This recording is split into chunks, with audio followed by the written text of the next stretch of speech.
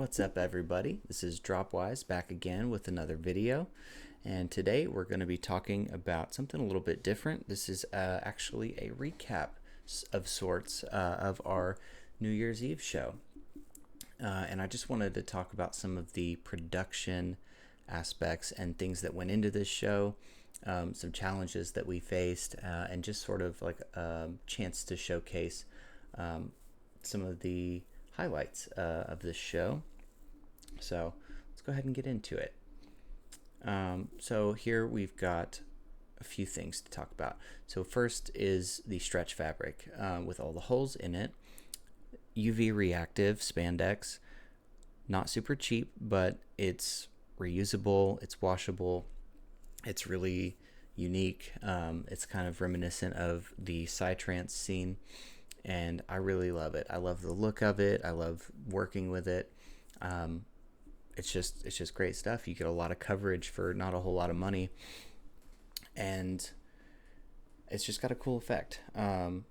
So black light stretch fabric, and then in the center at the top is a circular kind of convexed piece that I made out of a papasan chair. It was an upcycled piece, an old chair that I had. It was from Walmart, and I just, wore the chair out. Didn't want it anymore. Put it out in the driveway. One day it hit me all of a sudden. I was like, I think I can make something with that. So I cut the bottom off the base of it, and then my girlfriend and I layered some quilt batting around in between like the spokes of it, so that it would kind of make it a little easier to smooth it once we wrapped it with spandex. So we wrapped it with white spandex to finish, and it's one of my favorite things to bring to shows. It's super unique. The curvature of it when you projection map on it is so cool. I like putting eyeballs up on there. For this show, New Year's, we did a countdown timer. So just wanted to kind of talk about those couple things. But here you can see that we have combined the black light and the projection mapping for the fabric. So you can, with a switch, we had a toggle switch for the black lights. I had it on my front of house area alongside my Resolume controller. And just whenever felt the time was right, or the music was about to hit a breakdown or something, you could turn the lights on, turn them off, do something with your visuals. It's just a really cool way to play both worlds together.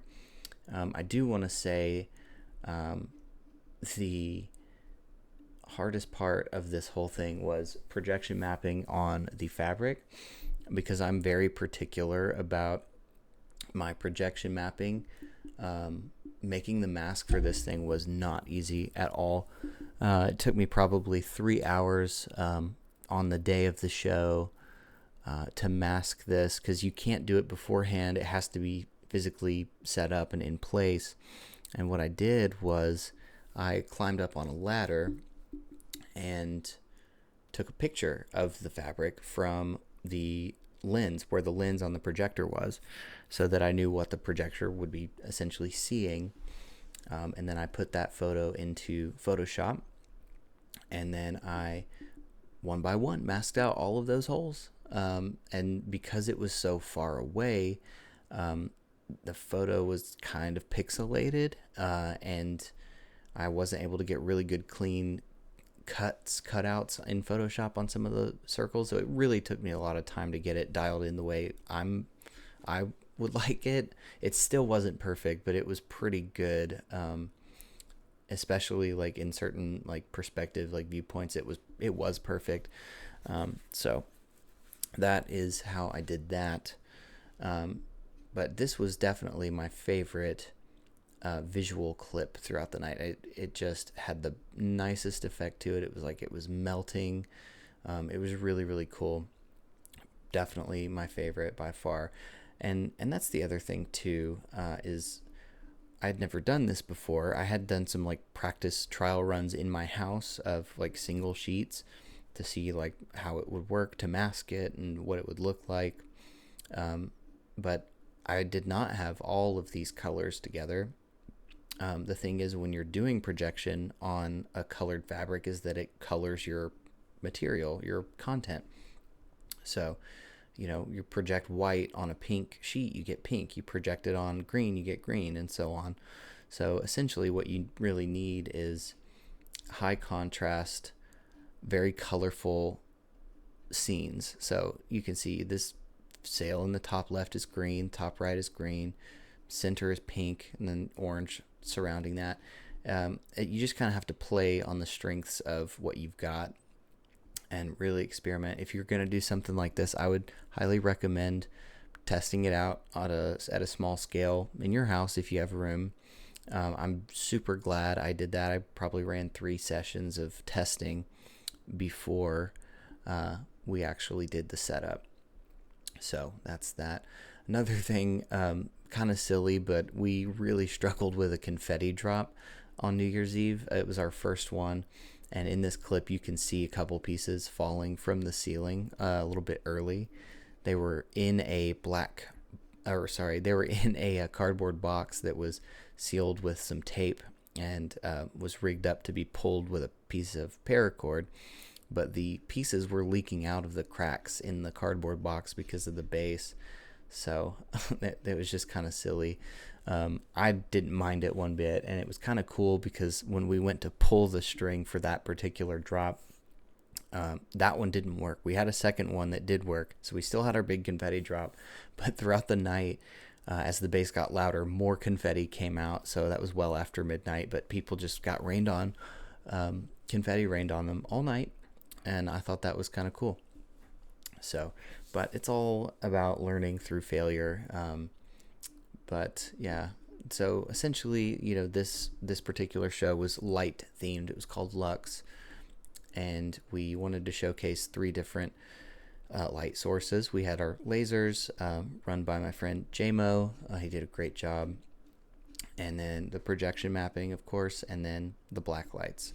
So I think the coolest thing, if you're going to do something like this, consider having your black lights on a toggle switch, kind of all in one spot, because it was cool to be able to to really change the vibe of the night. If you had needed a big impact moment like this one, you could put something on that's really flashy and turn off your black lights, and then you can turn them on afterwards. So, but anyway, yeah, I just wanted to do something a little bit different today and ring in the new year, kind of essentially patting ourselves on the back, but also just talking about the challenges that we faced doing things like this. A lot of the times when doing DIY shows, you're going to run into things that you need to do that there aren't answers for out there, at least not